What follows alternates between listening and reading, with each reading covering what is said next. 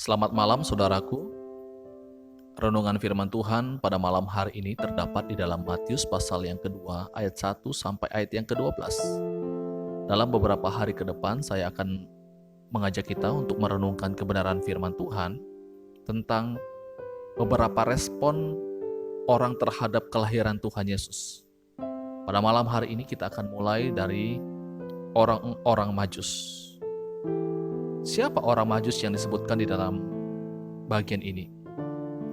Tidak banyak keterangan dari Alkitab tentang siapa mereka, kecuali informasi bahwa mereka berasal dari timur, yang tercatat di dalam Matius pasal 2 ayat yang pertama.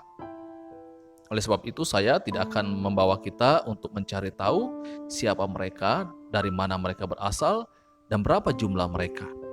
Karena ada hal yang jauh lebih penting yang kita bisa belajar dari orang-orang Majus ini, yaitu mengenai sikap mereka terhadap kelahiran Yesus ke dalam dunia ini. Kalau kita melihat dalam ayat yang kedua, Bapak Ibu, mereka mendapat petunjuk tentang Mesias dan mereka percaya. Dan bertanya-tanya, di manakah dia, raja orang Yahudi yang baru dilahirkan itu? Kami telah melihat bintangnya di timur, dan kami datang untuk menyembah dia. Saudaraku, pertanyaannya adalah, dari mana mereka tahu bahwa Mesias akan dilahirkan?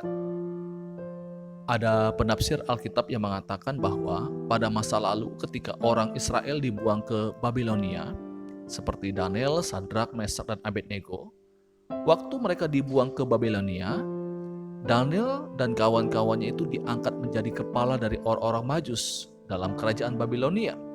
Jadi, dari sini dimengerti bahwa orang Majus ini memiliki sedikit informasi tentang nubuat-nubuat dalam perjanjian lama karena mereka bergaul dengan orang-orang Yahudi. Di dalam Bilangan pasal 24 ayat 17, aku melihat dia tetapi bukan sekarang. Aku memandang dia tetapi bukan dari dekat. Bintang terbit dari Yakub. Tongkat kerajaan timbul dari Israel dan meremukkan pelipis-pelipis Moab dan menghancurkan semua anak Set. Nah, ini nubuatan dalam perjanjian lama.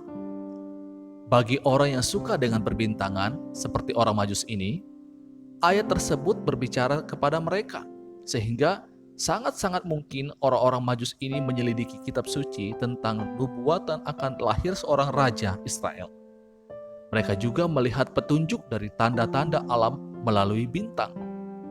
Menarik sekali, orang-orang Majus ini mendapat petunjuk dari kitab suci, petunjuk dari alam, tetapi mereka tidak hanya sebatas mendengar dan menyelidiki, tetapi mereka percaya.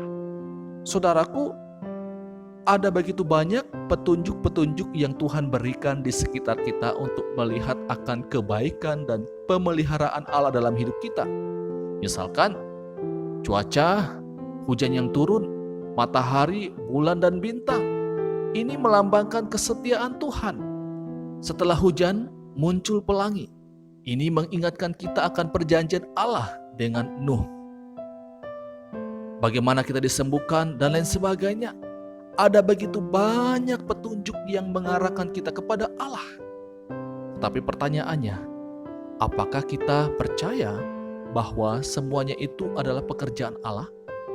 Orang Majus mempercayai hal itu sebagai pekerjaan Allah. Ini respon yang pertama yang kita bisa lihat dari orang Majus tentang kelahiran Yesus Kristus. Mereka percaya akan apa yang telah mereka dengar dan apa yang telah mereka lihat. Demikian renungan firman Tuhan. Besok kita akan melanjutkan pembahasan kepada respon yang kedua. Selamat malam, Tuhan Yesus memberkati kita. Amin.